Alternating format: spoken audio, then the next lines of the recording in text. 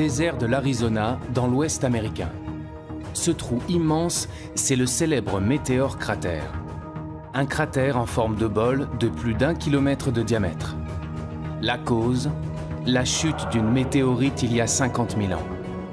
Les météorites, ces fragments de blocs rocheux qui errent dans le système solaire et pénètrent dans notre atmosphère. Jusqu'à présent, très peu de moyens existaient pour les surveiller. Pourtant, les chercheurs du monde entier s'inquiètent. Ils pensent que des météorites géantes pourraient provoquer la fin du monde. Ces phénomènes sont pris très au sérieux par la communauté scientifique internationale. En France, des astronomes ont lancé une grande chasse aux météorites. Sur les toits de l'Observatoire de Paris, des scientifiques viennent de mettre en place un réseau de caméras de surveillance. Une grande première. L'objectif de cette caméra, c'est d'observer toutes les chutes de météorites qui créent des grosses étoiles filantes. Ces grosses étoiles filantes étaient jusqu'à présent la seule trace de météorites dans l'atmosphère. À chaque fois qu'il y a un gros météore détecté par plusieurs caméras, on le sait instantanément et on est capable en quelques minutes de calculer la trajectoire. Et donc en faisant ça, on est capable de savoir où et quand les météorites tombent en France. Tout le territoire est quadrillé. Présentes dans tous les départements, les caméras fonctionnent jour et nuit. Il y en a environ 100 dans toute la France pour pouvoir faire ce qu'on appelle la triangulation. C'est-à-dire à partir de 2 caméras, on a 2 points de vue différents d'un même gros météore. Ces caméras vont peut-être enfin dévoiler les secrets que renferment ces énigmatiques corps rocheux. Même si les astronomes savent que la plupart des météorites viennent de la ceinture d'astéroïdes située entre Mars et Jupiter, ils ignorent de quel endroit précis. Désormais, ces caméras pourront pister la source de ces météorites d'après leur trajectoire. L'idée, c'est de faire le lien entre la composition des objets qui tombent au sol et leur provenance dans le système solaire. Grâce à ce réseau, notre espoir, c'est de savoir d'où viennent les météorites qui tombent sur la Terre. L'Observatoire de Paris est l'un des acteurs clés de cette recherche. Et plus largement, c'est ici que l'on tente de percer les mystères de notre univers. L'Observatoire de Paris. En France, c'est le plus grand centre de recherche en astronomie et en astrophysique. Le deuxième plus grand au monde derrière celui d'Harvard aux États-Unis. Fondée il y a 350 ans, cette institution continue de faire d'incroyables découvertes et travaille avec les plus grands laboratoires mondiaux. Les liens que nous avons avec l'Observatoire de Paris sont vraiment très importants.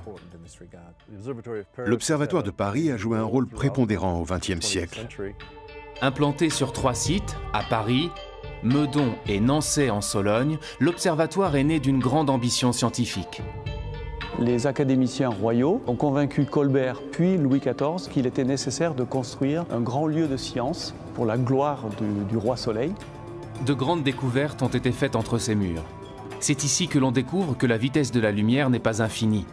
Le Verrier y démontre l'existence de la planète Neptune par les mathématiques. C'est là également que l'on réalise les premières cartes détaillées de la Lune. L'Institut de recherche est prêt à relever de nouveaux défis en construisant des télescopes révolutionnaires ou en préparant de nouvelles missions spatiales. Ce sera la première fois que le LESIA travaillera sur un instrument qui atterrira sur Mars. L'une des premières choses qu'on doit le rechercher, c'est est-ce qu'il y a de l'eau liquide à la surface des objets qu'on va étudier. Sonder l'infiniment petit comme l'incroyablement grand pour mieux comprendre notre univers. L'objectif aussi, c'est de comprendre comment la Terre est devenue ce qu'elle est devenue.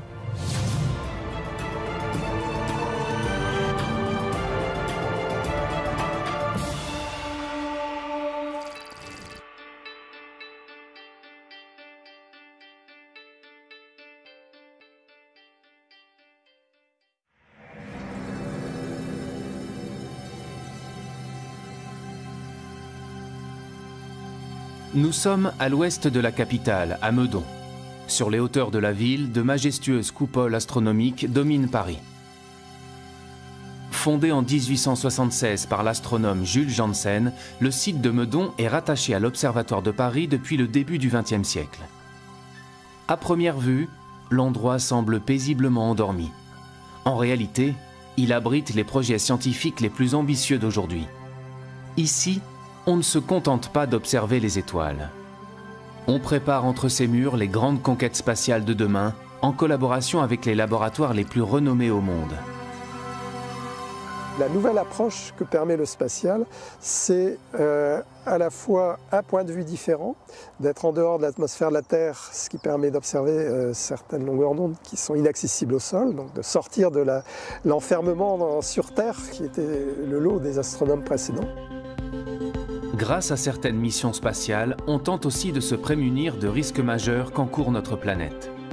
Au LESIA, le laboratoire d'études spatiales, on participe justement au lancement d'un nouveau satellite, Solar Orbiter. Il quittera la Terre pour une destination un peu particulière, le Soleil, notre étoile.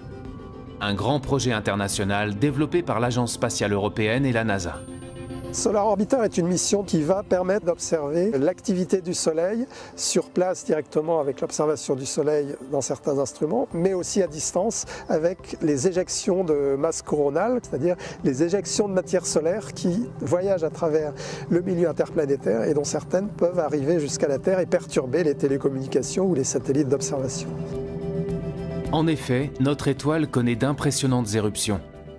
Des milliards de tonnes de matière solaire sont éjectées du Soleil à plus de 1000 km par seconde, avec des répercussions directes sur la Terre. Ces éruptions peuvent mettre en danger la vie des astronautes et ont déjà causé des coupures d'électricité géantes. Nous sommes une société technologique qui utilise de plus en plus d'instruments qu'on envoie dans l'espace et qui est soumis à l'influence de cette étoile du Soleil.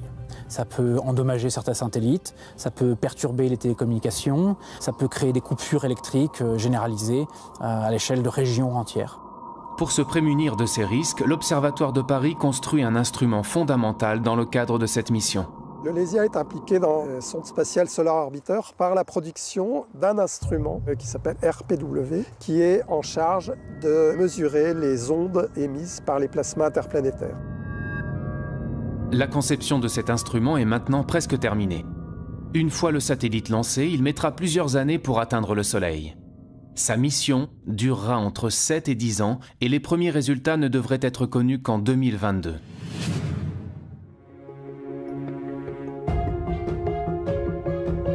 En attendant, les astronomes doivent s'assurer quotidiennement que le Soleil ne représente pas de danger pour notre planète. Ils ont mis au point un procédé pour surveiller le Soleil, mais cette fois-ci en restant au sol. Le même procédé depuis plus d'un siècle.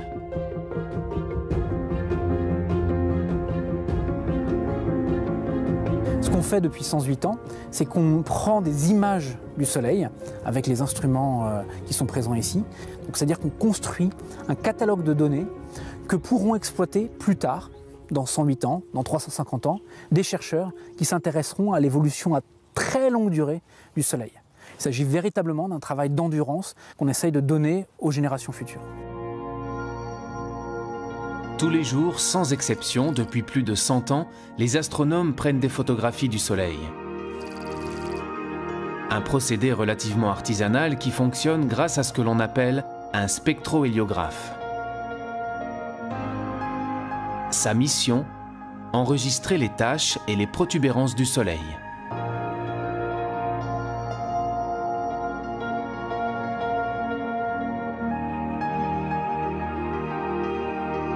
Il est nécessaire d'avoir ces types d'observations qui sont faites au sol, qui sont faites de manière relativement simple par rapport à ce qu'on est capable de faire, mais qui sont irremplaçables. Voilà, donc là vous avez la photo en direct du Soleil, en lumière blanche. On est en période de descente d'activité, donc on n'a absolument pas de taches sur le Soleil aujourd'hui. S'il y a des taches, il peut y avoir des éruptions. S'il n'y a pas de taches, il n'y aura pas d'éruption. Et là, on est vraiment en descente d'activité solaire.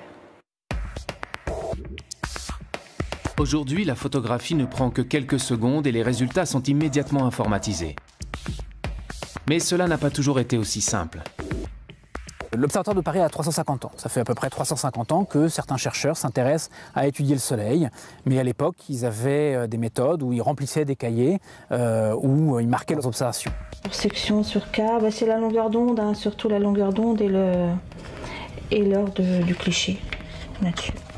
22 juillet 1929. Donc ça, c'est marqué tous les jours d'observation. Les pauses aussi, 3 minutes, pause. Grâce à cette observation sur une très longue période, les astrophysiciens ont pu identifier avec précision différents cycles d'activité solaire extrêmement réguliers. C'est cette régularité qui leur permet de prévoir les fortes éruptions et les perturbations potentielles. Le Soleil est vivant, il y a des moments où il est plus actif et des moments où il est moins actif. Donc il y a un premier cycle qui va être le cycle qui est très bien connu, qui est le cycle de 11 ans, où au début du cycle, petit à petit, il va y avoir de plus en plus d'éruptions jusqu'à un maximum. Et puis à nouveau, pendant quelques années, la fréquence des éruptions va diminuer jusqu'à ce qu'on arrive à un minimum où il n'y aura aucune éruption. Et puis ce qu'on est en train de découvrir, c'est qu'il y a aussi un cycle plus long, qui aura une centaine d'années, où pareil, il y a une modulation de l'activité du Soleil. Mais pour cela, il faut arriver à étudier le Soleil sur des périodes qui sont très longues, qui dépassent même la vie humaine. Et c'est ce qu'on fait ici, à l'Observatoire de Paris.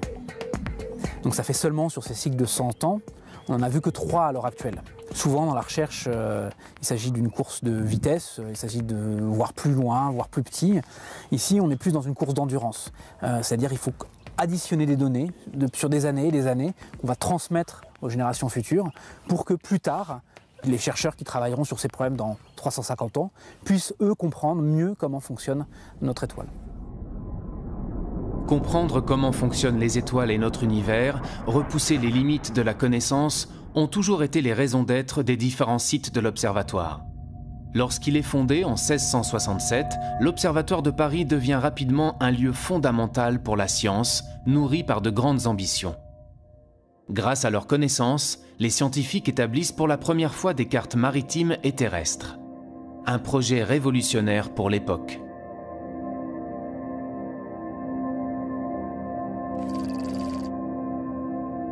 Sous le règne de Louis XIV, il était nécessaire de construire des cartes précises. Et on avait demandé à l'époque aux astronomes, grâce à leur connaissance du ciel et des mesures de latitude et de longitude, de construire la carte, notamment la carte de France.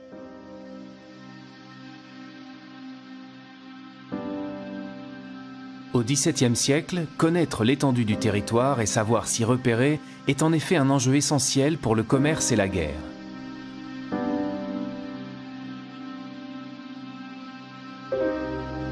Pour l'anecdote d'ailleurs, il s'est avéré que cette carte montrait que le territoire du royaume de France était en fait beaucoup plus petit que ce qu'on croyait à l'époque, ce qui a fait dire à Louis XIV que ces astronomes, qui l'avaient si bien soutenu financièrement, lui avaient fait perdre plus de territoire que ne lui avait fait gagner toutes ces guerres.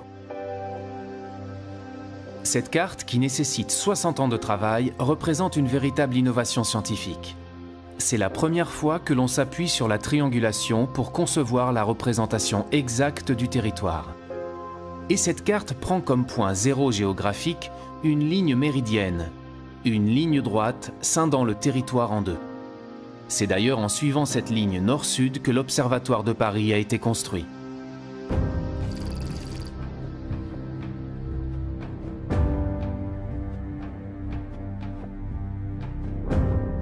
Nous sommes ici dans la salle Cassini, qu'on appelle aussi la salle de la Méridienne de l'Observatoire de Paris, tout simplement parce qu'elle contient le méridien de Paris, qui est cette ligne que vous voyez ici, qui a été tracée par les académiciens le 21 juin 1667.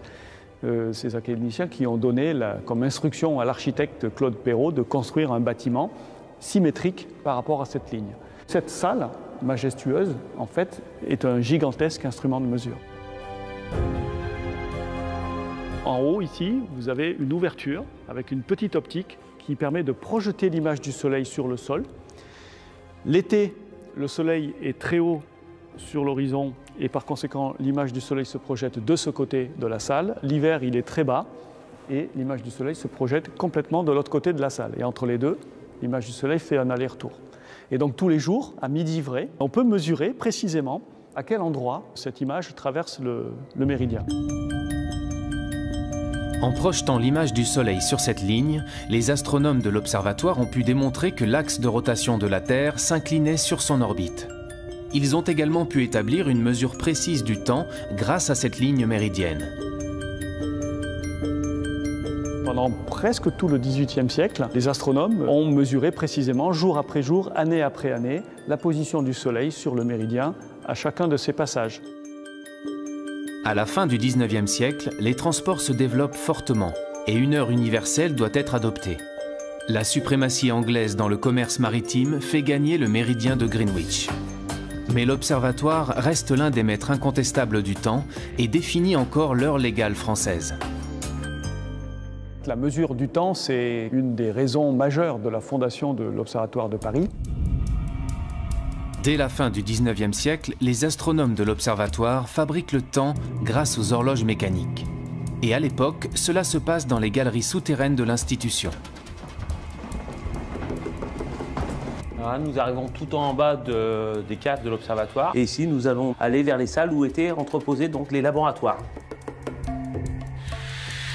On stockait les horloges donc mécaniques puis à quartz au sous-sol parce que ici la stabilité de température, comme on est très profond, est très bonne tout le long de l'année. Elle fluctue quasi pour beaucoup moins qu'1 degré. Tous les systèmes mécaniques de précision ou les systèmes à quartz, ils sont très sensibles aux fluctuations de température. Donc ça change un petit peu la fréquence, la vitesse d'écoulement mesurée par l'horloge. Voilà. Donc plus c'est stable, mieux c'est. Et ici, personne ne passe, personne n'ouvre de porte, personne ne vient. Voilà. Ça s'est terminé dans la deuxième moitié du XXe siècle, au moment où toutes ces horloges ont été remplacées finalement par les horloges atomiques. Les horloges atomiques. Une véritable révolution scientifique développée dans les années 60. Dans des salles protégées comme des bunkers, à l'abri de la lumière et de la chaleur, l'observatoire définit le temps grâce à l'oscillation régulière de certains atomes. Ici, nous sommes dans une pièce où nous avons une horloge atomique. Elle sert à réaliser la définition de la seconde. Et cette définition, elle est basée sur une définition par rapport à l'atome de césium, qui est de exactement 9 192 631 770 par seconde. Les atomes de césium ont la propriété de se mouvoir selon un mouvement de va-et-vient, une oscillation extrêmement régulière. Et nous, ce qu'on fait dans cette horloge, c'est qu'on va compter cette oscillation et donc être capable de réaliser exactement 1 seconde. Lorsqu'il passe d'un niveau d'énergie à un autre, l'atome de césium émet une fréquence immuable du rayonnement électromagnétique qui détermine la seconde. Et une fois qu'on sait très bien réaliser cette seconde, ensuite il y a d'autres systèmes par ailleurs qui vont compter les secondes pour réaliser la minute, l'heure et le temps en continuant à compter. Pour mesurer cette seconde, on provoque cette oscillation dans cette pièce isolée de toute perturbation. Pour contrôler ces atomes, on les refroidit, ça veut dire qu'ils sont très lents. On va les lancer, ils sont sous vide. C'est comme quand vous lancez une pierre. Ils vont monter, retomber, et pendant toute cette interrogation, presque 1 seconde en fait, pas tout à fait, on va mesurer cette oscillation. Donc on va faire des mesures ensuite répétitives, et ça va nous permettre de parfaitement fixer l'intervalle de temps, qui est à la base de la réalisation de l'ensemble ensuite de notre échelle de temps.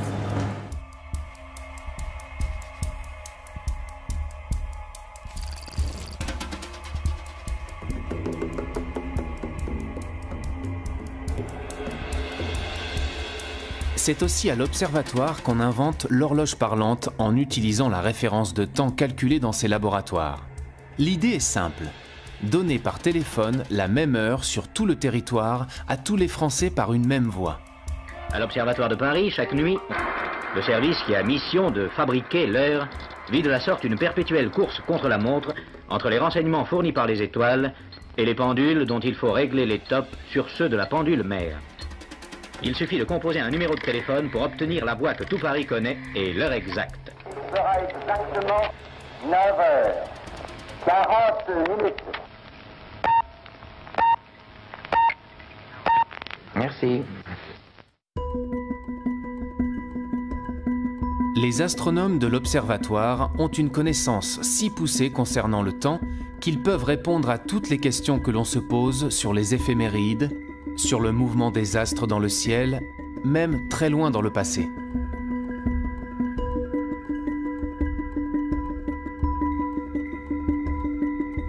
On a des personnes qui se posent des questions quand même un petit peu profondes, donc sur l'espace qui nous entoure, sur le temps.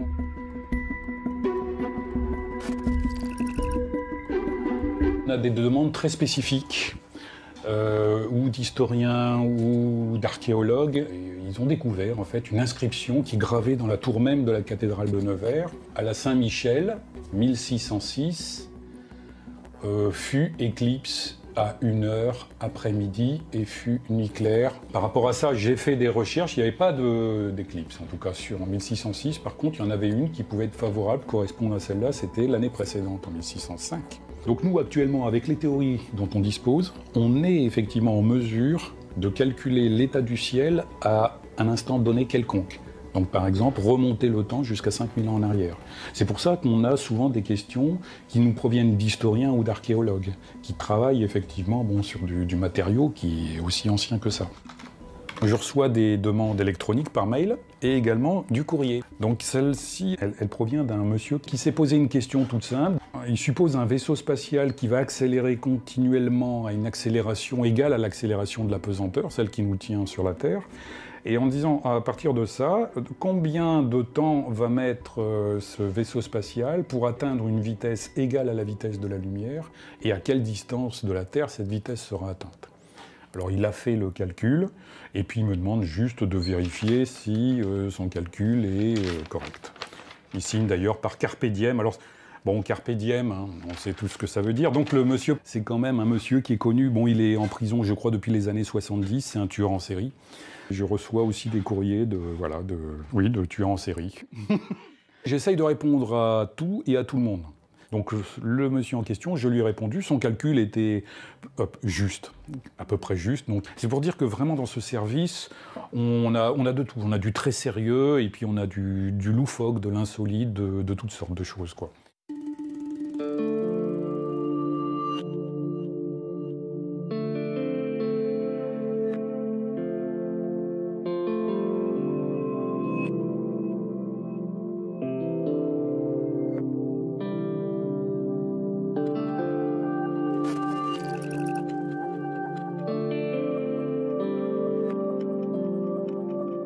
Le soir, Pascal Descamps s'offre un moment de nostalgie sur le toit de l'Observatoire de Paris.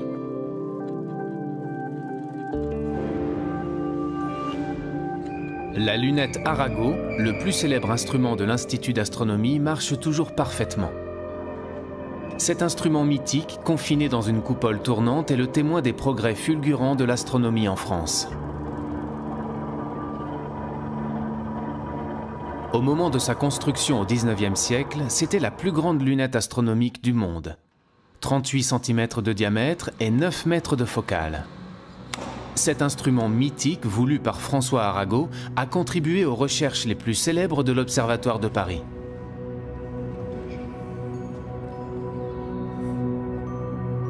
Voilà, parfait. Voilà. Tout est bon. Il n'y a plus qu'à relancer le moteur. On contrecarre en fait le mouvement de rotation de la Terre. La Terre tourne et on fait tourner la lunette autour du même axe, mais dans l'autre sens, de manière à en fait contrecarrer ce mouvement, à en fait l'annuler. Si je coupe l'entraînement, la Lune sort en moins d'une minute, elle sort, puisque la lunette va alors rester sur une direction fixe, pendant que le ciel tourne. Donc on perd la Lune tout de suite. Là, ça marche. Donc c'est bon.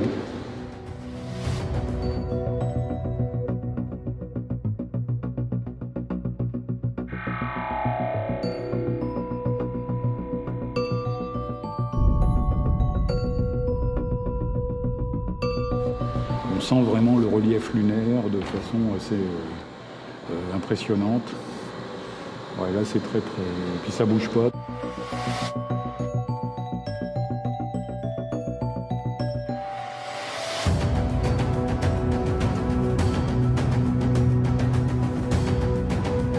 Depuis l'âge d'or de la lunette Arago, des pas de géant ont été faits en astronomie. On observe encore les étoiles avec ce type d'instrument qu'à de rares exceptions.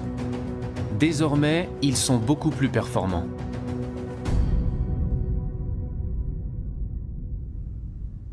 Pour obtenir une meilleure vision des astres, on construit des réseaux de télescopes utilisés par des équipes de recherche de différents pays. Astronome à l'Observatoire de Paris, Vincent Coudet du Foresto travaille justement depuis 15 ans sur un réseau de télescopes construit aux États-Unis.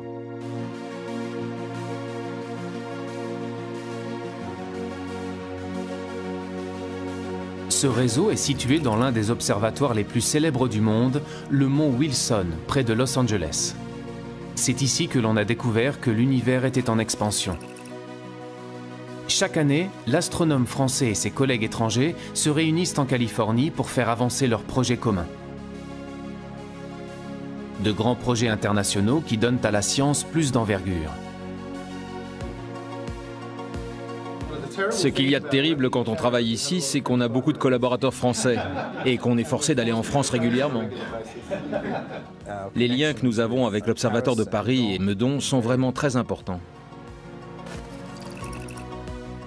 Nous ne serions pas capables de développer toutes nos recherches scientifiques sans ces collaborations. Parce qu'on ne peut pas être expert dans tous les domaines. Nous avons besoin de personnes qui viennent observer nos instruments et viennent enrichir ce que nous faisons avec leurs connaissances.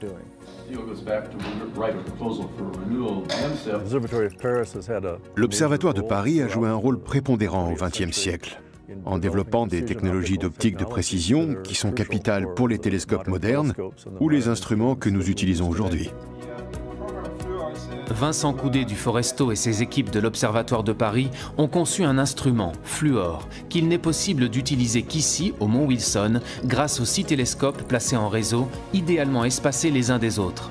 Ce que notre équipe à l'Observatoire de Paris a amené, c'est un instrument qui s'appelle Fluor, qui recombine la lumière des télescopes de telle manière à ce qu'on va pouvoir simuler finalement le comportement d'un télescope de presque 300 mètres de diamètre qu'on serait bien incapable de construire.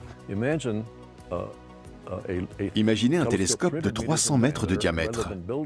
Au lieu de le fabriquer, imaginez que vous ne construisiez qu'un télescope d'1 mètre, et le même juste à côté. Maintenant, imaginez que vous puissiez former une seule image à partir de ces 2 télescopes. Là, vous vous demandez, est-ce que c'est possible de récolter avec ces 2 télescopes les mêmes données qu'avec un télescope de 300 mètres? Eh bien, la réponse est oui. Cette technique d'observation, c'est l'interférométrie. En combinant la lumière de plusieurs télescopes en réseau, il est possible d'obtenir une image d'une finesse équivalente à celle d'un télescope beaucoup plus grand. Fluor permet de combiner la lumière des télescopes du Mont Wilson par fibre optique et non plus avec des miroirs. Une révolution. Ici, nous avons construit le réseau de télescopes et toute l'infrastructure, et Vincent a apporté Fluor, son instrument, et peut l'utiliser. En échange, il le met à disposition d'autres scientifiques.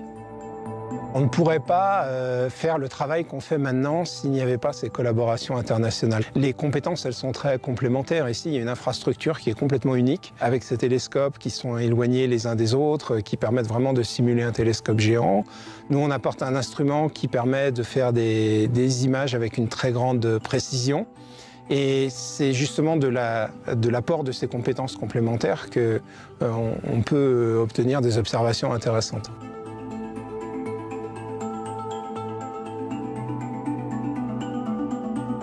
Quand on regarde une étoile avec un télescope, c'est un point. Toutes les étoiles apparaissent comme des points parce que même les plus grosses des étoiles sont trop petites pour être résolues par les télescopes. Et donc il faut un interféromètre pour voir les étoiles autrement que comme des points, pour voir des choses à la surface des étoiles. L'interférométrie ouvre de nouvelles perspectives dans la connaissance des étoiles, mais aussi dans la découverte de nouvelles planètes.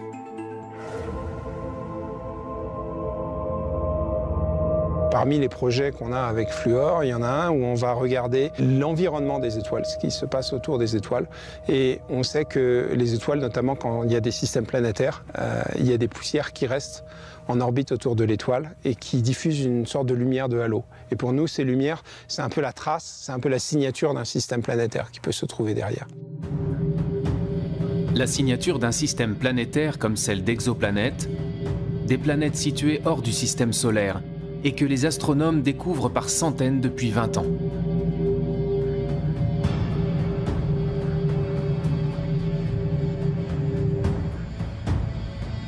Ces collaborations entre laboratoires permettent de faire accélérer les découvertes. Grâce aux technologies modernes, les astronomes peuvent observer les étoiles à des milliers de kilomètres du télescope ou du réseau de télescopes pointés vers le ciel. Des équipes françaises louent parfois du temps d'observation sur les télescopes de l'Observatoire du Mont Wilson. Chacun met à profit ses instruments et ses compétences. L'astronome me donne les informations nécessaires sur les sources qui l'intéressent. J'entre ces données, je pointe vers les étoiles qu'elle veut observer, je lui trouve les franges d'interférence et je les verrouille pour qu'elle puisse enregistrer ces données. Nous avons aussi des équipes qui viennent de Sydney et de l'Université du Michigan. Chacun apporte ses instruments, ce qui leur donne du temps dans le réseau pour bien observer. Cela rend le réseau plus performant que ce que nous avions originellement. Donc c'est bénéfique pour tout le monde. Ces astronomes n'ont pas à construire de nouveaux interféromètres et l'interféromètre n'a pas à se fournir de nouveaux instruments. 10 minutes, c'est bon pour 8 minutes de plus. OK. Aujourd'hui, les scientifiques ne pourraient plus mener leurs grands projets sans ces aides extérieures.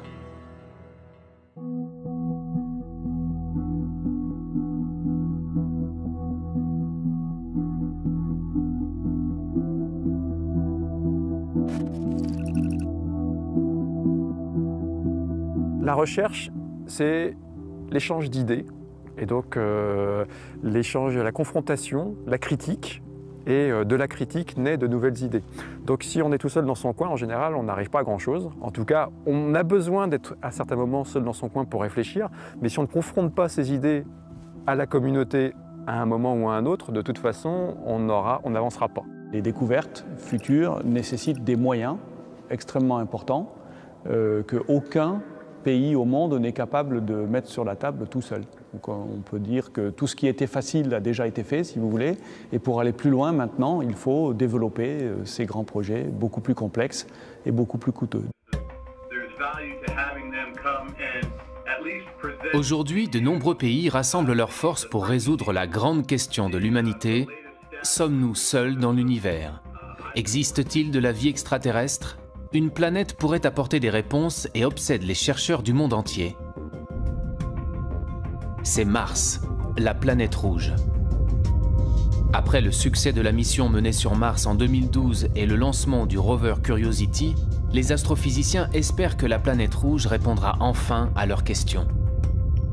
Avec la NASA et une dizaine de laboratoires en France, les chercheurs de l'Observatoire de Paris participent à l'une des missions les plus attendues, la mission Mars 2020.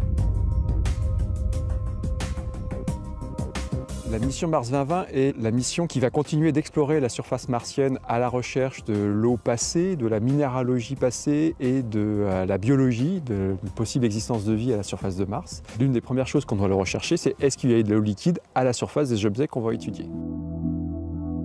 Pour répondre à cette question, les astrophysiciens de l'Observatoire de Paris conçoivent un petit instrument placé sur la caméra du rover.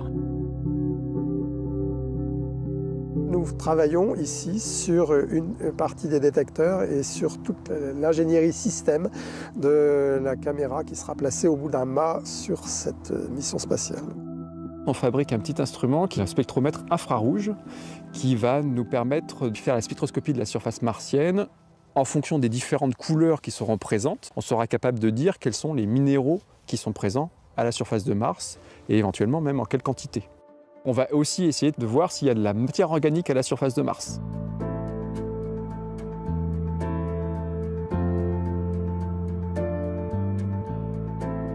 On a un défi qui est de faire un instrument très petit, beaucoup plus petit que ce qu'on n'a jamais fait. Donc ce défi de miniaturisation, il est important. Donc on se confronte à des problèmes auxquels on n'avait encore jamais été vraiment confronté en termes de place, d'intégration. Un vrai challenge. L'instrument doit être suffisamment petit pour se glisser dans la caméra du rover sans l'alourdir. Pour concevoir leur spectromètre infrarouge, les astrophysiciens font fabriquer sur place, dans l'atelier de l'Institut, leurs pièces miniatures construites sur mesure.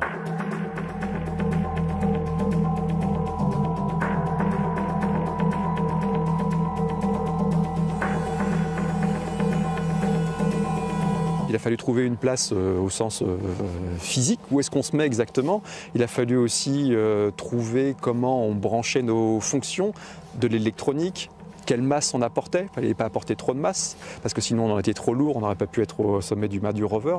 Donc on a tout ce genre de contraintes qui nous empêchent de faire exactement tout ce que l'on veut et nous restreignent dans nos objectifs scientifiques. Ce sera la première fois que le LESIA travaillera sur un instrument qui atterrira sur Mars et c'est pour nous un nouveau challenge. Un nouveau challenge que l'Observatoire doit remporter. Les équipes n'ont pas le droit à l'erreur. Maintenant que l'étape de fabrication de l'instrument est terminée, les chercheurs lui font subir une série de tests et de vérifications. L'instrument est placé dans les conditions extrêmes de l'espace et de la surface martienne. Sachant qu'il peut faire jusqu'à -133 degrés sur Mars, il doit résister à un univers hostile. pouvoir se dire qu'un petit morceau de métal et d'optique qu'on a créé se retrouve dans l'espace, c'est quelque part quelque chose qui nous rend très fiers.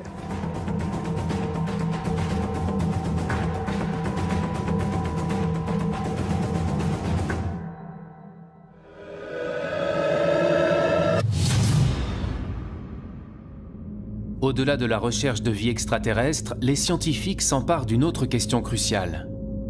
Remonter aux origines du monde et comprendre comment les premières galaxies se sont formées. C'est l'objectif de la radioastronomie. En Sologne, à Nançay, dans le centre de la France, il existe un espace immense isolé en pleine forêt. 150 hectares qui font partie de l'Observatoire de Paris, mais pourtant situé à plus de 200 km de la capitale. Et pour cause, le lieu doit rester protégé des ondes radio parasites. Car ici, on développe la radioastronomie.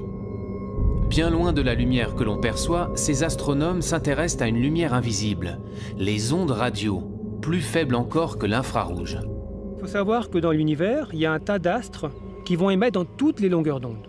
Donc la radioastronomie va s'intéresser justement à observer ces astres ou tous les phénomènes célestes inimaginables dans le domaine des ondes radio.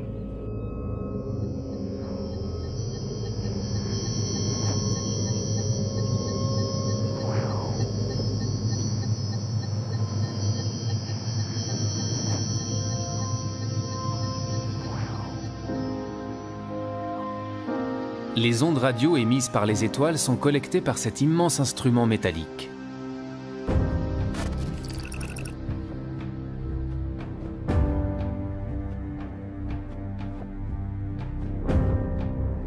C'est l'un des plus grands radiotélescopes du monde. Avec ses 40 mètres de longueur, il a une surface collectrice de 8000 mètres carrés. Il observe l'univers à basse fréquence et permet l'étude des galaxies, des enveloppes d'étoiles ou encore des comètes.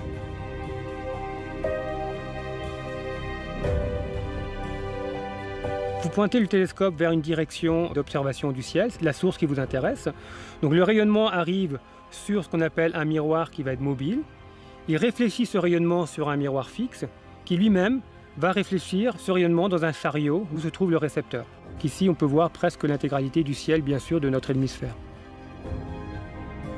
Les ondes à basse fréquence correspondent à celles d'astres très éloignés et qui ont mis beaucoup de temps à nous parvenir, donc très anciens. La radioastronomie permet de remonter le temps et d'accéder aux origines de l'univers. Quand vous avez un objet émetteur en ondes radio qui s'éloigne de vous, cette fréquence, ce signal caractéristique va être décalé vers les basses fréquences. Et donc, ainsi, vous allez pouvoir étudier l'hydrogène dans l'univers lointain. C'est pour ça qu'actuellement, il y a des projets qui se développent à très basse fréquence, parce que ce qui permet d'étudier l'univers quand il était très très jeune, donc quelques centaines de millions d'années par exemple. C'est également grâce à la radioastronomie que l'on a découvert les pulsars issus de l'explosion d'étoiles en fin de vie. Les pulsars nous ont donné de nouvelles indications sur la structure de la Voie lactée. Désormais, les chercheurs veulent aller encore plus loin dans l'observation des astres grâce à des radiotélescopes de nouvelle génération comme Nénuphar.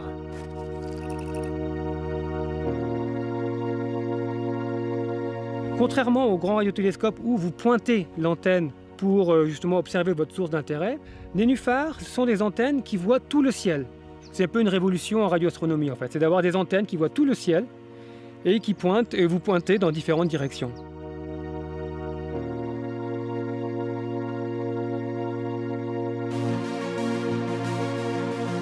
Ce réseau de 1824 antennes à très basse fréquence va permettre d'étudier l'univers quelques millions d'années après le Big Bang, la formation des galaxies. De nouvelles découvertes majeures en perspective.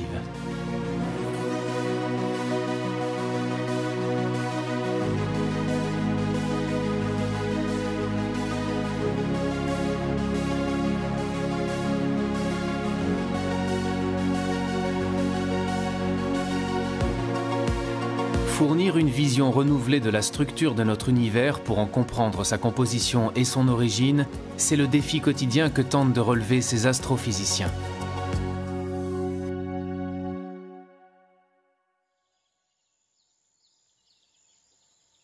Depuis peu, l'observatoire explore également le ciel dans les plus hautes énergies, à l'autre extrémité du spectre électromagnétique, bien au-delà de la lumière visible.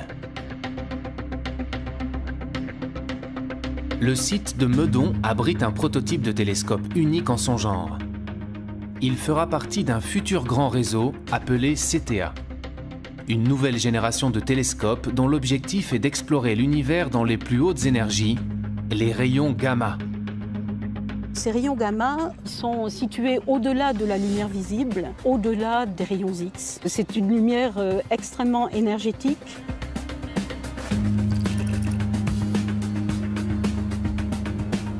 CTA va pouvoir observer des photons gamma qui ont des énergies de 10 puissance 10 à 10 puissance 14 fois plus grandes que l'énergie de photons optiques. Donc on voit qu'on touche là à un domaine qui est tout de même très loin de notre perception directe, personnelle. Grâce à une technologie interposée, on va pouvoir imaginer des façons de mettre en évidence ces rayons gamma et de les étudier, et du coup de devenir sensible, disons, en tant que civilisation technologique, on est devenu sensible aux rayons gamma de très hautes énergies. À ce stade du projet, les chercheurs sont encore en phase de test sur le prototype. Mais bientôt, plusieurs dizaines de télescopes comme celui-ci collecteront partout dans le monde ces rayons gamma. Ce que les télescopes vont observer, ce sont des flashs de lumière émis par des gerbes de particules. Des particules produites par les rayons gamma lorsqu'ils pénètrent dans l'atmosphère. On va pouvoir faire l'image de ces gerbes atmosphériques. Donc ça va faire une sorte de cascade de particules qui va descendre petit à petit vers le sol. Et dans cette gerbe atmosphérique, il y a justement des particules très rapides qui vont émettre un flash bleuté très ténu qui va être détecté par les caméras des télescopes Cherenkov. Et on voit les produits que son entrée dans l'atmosphère a générés et le rayonnement qui en résulte au bout du compte. Il faut avoir une résolution temporelle pour suivre l'évolution de ces flashs de l'ordre de la nanoseconde. Donc la nanoseconde, c'est 1 milliardième de seconde. Lorsque la nuit tombe, les tests d'observation peuvent commencer. L'équipe est composée de chercheurs du monde entier, chacun étant spécialisé sur une partie du télescope. Au total, 30 pays et 1200 scientifiques sont engagés dans ce projet hors norme. Ils espèrent tous repérer des cascades de particules dans le ciel de Paris.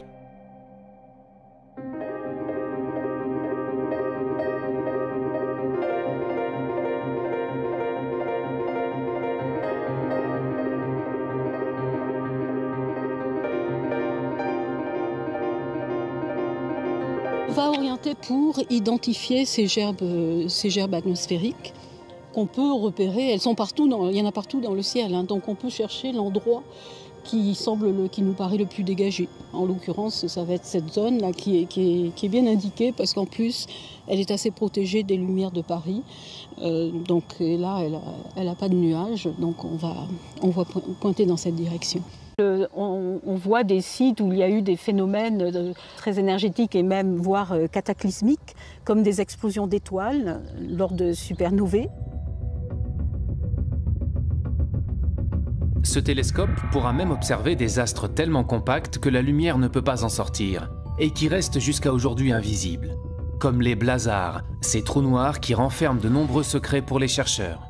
Ça va apporter de nouvelles informations sur les propriétés de ces systèmes cosmiques. Et ça fournit en général à la communauté astronomique une vision renouvelée de notre univers.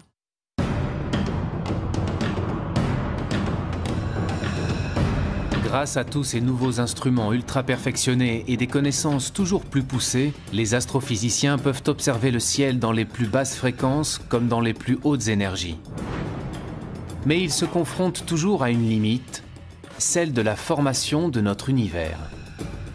Aujourd'hui, on n'est pas capable en fait de remonter aux premières sources, à l'origine, à nos origines. On a besoin d'observer des galaxies de plus en plus lointaines, beaucoup plus distantes. Et pour cela, eh bien, il faut des instruments de plus en plus puissants. L'instrument d'observation le plus puissant, c'est le projet futuriste ELT, Extremely Large Telescope. Un télescope européen géant, le plus grand télescope au monde, celui qui va peut-être réussir à remonter le temps jusqu'à l'origine de l'univers. Là, le but, c'est vraiment d'aller jusqu'au bout, d'aller vraiment étudier physiquement en fait, les premières sources de l'univers. C'était quoi d'abord? Est-ce que c'était des galaxies? Est-ce que c'était des amas d'étoiles? Est-ce que c'était autre chose? Des étoiles même, simplement, en explosion? C'est un télescope qui va être installé dans les années 2020. Ça consiste à prendre tous les grands télescopes existants sur la Terre aujourd'hui, c'est-à-dire 15 grands télescopes de 10 mètres, les mettre ensemble, combiner leurs miroirs et d'en faire un seul. Ces 39 mètres de diamètre, on doit les installer sous une coupole, ce qui fait que la coupole représente à peu près l'équivalent de 3 arcs de triomphe superposés. C'est l'un des projets européens les plus ambitieux en matière d'observation au sol.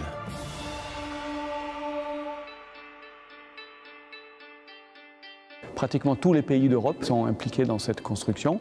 Et nous, à l'Observatoire de Paris, on est particulièrement impliqués dans la construction d'instruments qui se mettent au foyer du télescope. Le premier, qui est un spectro-imageur, qui travaillera dans le visible et l'infrarouge, et dont un des enjeux principaux est de détecter des exoplanètes. Et l'autre, c'est un spectrographe multi-objets qui permet de faire simultanément le spectre d'un très grand nombre de galaxies.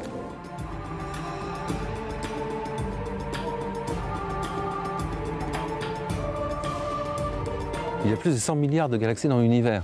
Alors chacune de ces galaxies contient plus de 100 milliards d'étoiles. Rassurez-vous, on ne veut pas analyser les 100 milliards, mais on veut au moins avoir un aperçu, je dirais, de comment elles sont constituées. Et pour ça, il nous en faut beaucoup plus qu'une. Il en faut plusieurs centaines. On va pouvoir mesurer la composition des objets, de quoi ils sont faits. Dans le même temps, on va aussi voir comment ces objets se meuvent. Et on va regarder en fait les mouvements de cette galaxie. Donc en fait on va refaire un bilan complet de l'univers, mais surtout un bilan complet de l'univers et de son évolution, de comment il était dans le passé. C'est un enjeu en fait pour toute la communauté d'astronomie du point de vue du télescope et des instruments. Et puis pour un institut comme l'Observatoire de Paris, c'est un sacré enjeu parce qu'on n'a jamais fait ça. À l'image de la construction de ce télescope géant, il reste encore d'incroyables défis scientifiques à relever pour répondre à l'ultime question: d'où venons-nous? L'objectif, c'est vraiment de comprendre comment les planètes deviennent ce qu'elles sont devenues, comment on peut relier leur histoire avec leur état actuel. Et évidemment, l'objectif aussi, c'est de comprendre comment la Terre est devenue ce qu'elle est devenue.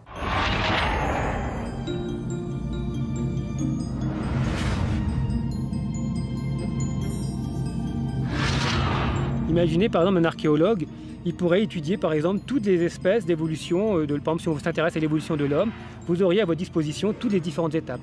Mais on peut comme ça maintenant remonter à des objets qui ont quelques centaines de millions d'années, donc c'est-à-dire un univers qui est très très jeune. On a exploré le ciel en radio, en infrarouge, en ultraviolet, en rayons X et en rayons gamma. Donc là, on a balayé tout le spectre électromagnétique et maintenant l'astronomie moderne peut utiliser des informations sur le ciel venant de tous ces domaines. Et dans chacun de ces domaines, il y a eu un renouveau complet qui fait qu'aujourd'hui encore, l'astrophysique reste une science extrêmement active et en complet renouvellement.